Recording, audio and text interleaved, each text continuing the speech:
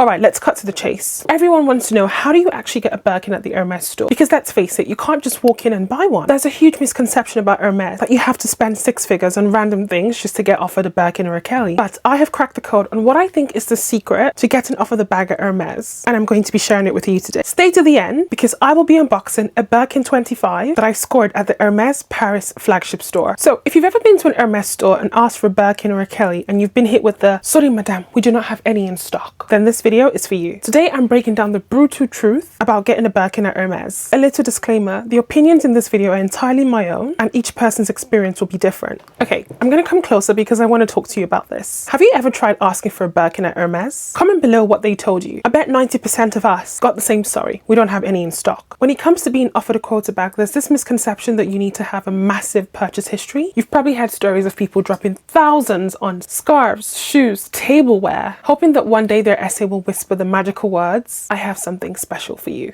And while, yes, for some people, spending does play a role, there's something far more important when it comes to actually scoring a quota bag. Let me explain. Hermes doesn't just sell Birkins. They curate who gets them. It's not a bag purchase. It's a relationship-based offer. And I'll tell you how to build that relationship upon the first meeting with your SA. The real truth about scoring a quota bag, it's not your spending history. Although that does play a part, I believe, especially on the first meeting with your sales associate, it's about how you carry yourself. See, when you walk into Hermes, the last thing you want to do is look desperate for a Birkin or a Kelly. Hermes sales associate especially, I believe anyway, are trained to read energy. And I think a lot of it is to do with discretion as well. They can sense when someone is purely there for a quota bag, which we know is the fastest way to get hit with the line, "Sorry, we don't have any in stock." And from my experience, the best way to score a quota bag, which I did, is by showing genuine interest in the brand in a way that feels almost effortless, confident, and maybe a little bit nonchalant. See, I've watched a lot of videos on people talking about their Hermes history and read a lot of handbag forums, and one thing I feel like they all have in common, you have to be a little bit nonchalant in a way. I'll explain. Say in the first instance, when you've been appointed a sales associate, and the first thing you mention is, "I want a Birkin, I want a Kelly." They can sense that desperation immediately. It's like going out on a first date with someone and blurting out, "Are we getting married?" I feel anyway like it makes the SA feel like they're a means to an end, almost like a token or a ticket to help you score a bag, which I feel personally completely dehumanizes the experience. And trust me, after watching so many videos, heard many stories, no one, especially a sales associate, wants to feel used like that.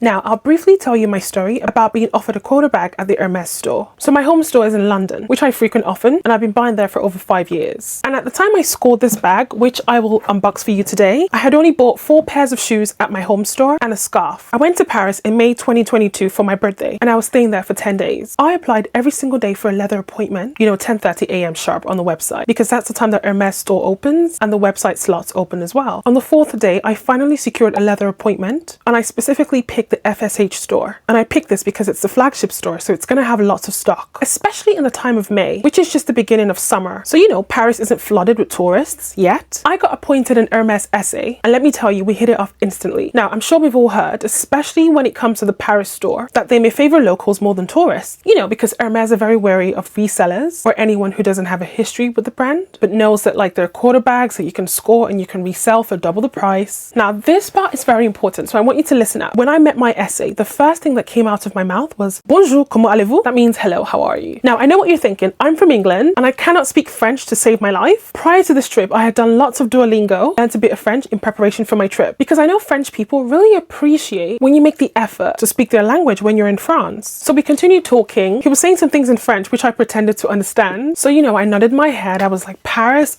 c'est magnifique." There was one thing I said to him to get out of speaking French. I said, "Je viens d'arriver d'Angleterre, mais j'aime Paris." I mean, what this basically means is that I've just arrived from England, but I love Paris. And honestly, he had this look on his face, almost like, "Wow, your French is so good." Almost like he was shocked that I made the effort to speak French. Anyways, we were speaking. I built a really good rapport with him. I told him places that I'd visited in Paris. I told him that I loved art, I loved literature, I loved fashion, that sort of thing. And he started giving me recommendations for best things to do in Paris. Then eventually he asked me what I was interested in for today. So I said, "I want to try on the jumping boots. The classic riding boots that Hermes do. I love it. I actually bought it somewhere. I've worn them so many times during the winter." Now, one thing that's important to note, I did not mention a Birkin or a Kelly. literally, not once in that first meeting with my SA. I tried on the boots and I ended up picking up one more pair of Oran sandals because I told him I was going to the south of France that summer. Actually, I have these here. Love them so much. I also mentioned my fashion blog to him and that I usually write about luxury brands, one of them being Hermes. And you know, he checked it out on the iPad in the store. And then towards the end of my appointment, I told him that I was actually in Paris to celebrate my birthday, which was on the 19th of May. And honestly, during that interaction, he was so sweet, so responsive. And then a moment later, he asked me, Madame, would you be interested in any quota bags? Would I be interested in any quota bags? I'm thinking in my head like, of course I'll be interested in quota bags. All my life I've dreamt about quota bags. It's all I dream about when I sleep. But I played it cool because one thing I've learned about Hermes from the stories I've heard and tips I've heard from people that shop there, Hermes and desperation don't mix. So I was like, sure, I'll take a look. You know, cool, calm and collected. Meanwhile, I'm dying on the inside. Then he asked me what type of bags I'm interested in. I'd said a Birkin in a gold collar with gold hardware, or any two, both of them in gold hardware. You know, I preferred gold hardware because I wear a lot of gold jewelry. Few chit chats later, he goes to the back and returns in about 10 to 15 minutes with a box. He opens it and inside there's a Birkin 25 in gold collar with palladium hardware. How is this even possible right now? I looked at him and the first thing I said was, J'adore. Why is the first thing coming out of my mouth French and I'm not even French? Although, truth be told, I was really honing in on this French thing, hoping it would work, and it did. So let's unbox the bag that I got offered. So I got offered this bag in May 2022. It retailed for 7,770 euros at the time. That translates to $8,143 in 2022. Ah, the memories. These price increases. I did pick this bag up in 2022, so it is a used bag. In the box, we have... It's not a bag I bought this year, but I just thought I would share my story, the ways in which I got offered a Birkin, and re-unbox it, especially now that I have a YouTube channel. Ladies and gentlemen, I present to you my Birkin 25 in the collar gold with palladium hardware. So obsessed. I'm actually going to open this up. I've of course dressed it back up with the felt, but I will reopen it. I also picked up 2 twillies with this bag, which at the time retailed for 300 euros, 150 each. This bag took my breath away. So my pre-spend in my London store, like I said, I bought 4 pairs of shoes. I have 2 pairs of Chypre sandals and 2 pairs of Orans. I also got a scarf and, you know, just like perfume and that sort of thing. But I will get into my relationship with my home store SA in a bit. Feels like yesterday. So here she is in all her glory. Birkin 25 in gold collar with palladium hardware in Togo leather. So of course inside you have your back pocket with a zip interior, and you have another pocket here, and of course you have your key and clochette, which I have on my bag. I'm going to tie my twillies and tell you about my relationship with my home store SA in London. Actually, I have 2 SAs. I have one in Bond Street and I have one in Harrods. But I would say that the store in which I have the best relationship with my SA is the Bond store on Bond Street. I think it's a good strategy to have multiple SAs, especially if you feel like things aren't really working out with you and your SA. You know, maybe you've spent a lot, but you're still not being offered your dream Hermes bag. Then I would say it's a good strategy to have multiple SAs. I've shopped at that store for over 5 years. So after I bought this Birkin in Paris, I started frequently visiting my home store in London. Also, at the time of 2022, I don't know if Hermes could see my purchase history, because in London I'd already bought 4 items, 4 pairs of shoes, and I don't know if perhaps the SA in Paris could see that I'd bought those 4 shoes.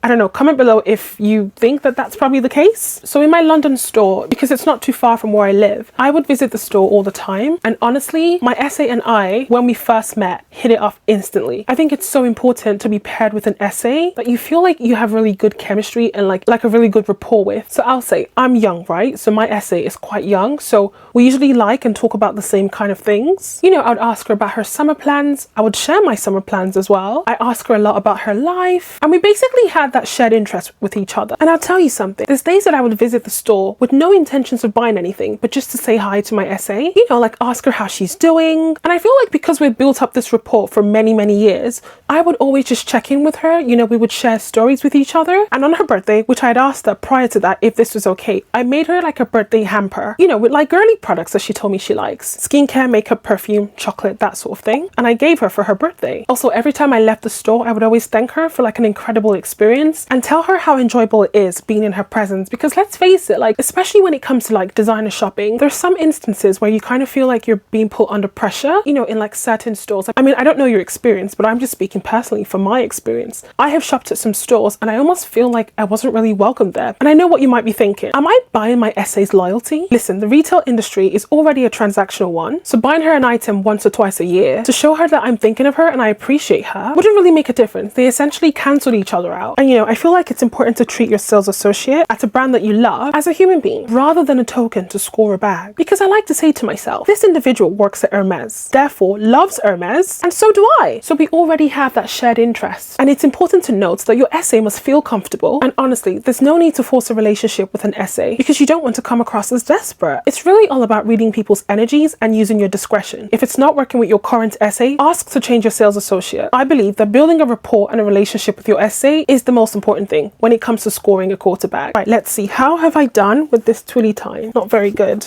I swear my SA makes this look so effortless. Honestly, she does this like a magician. Does that look good?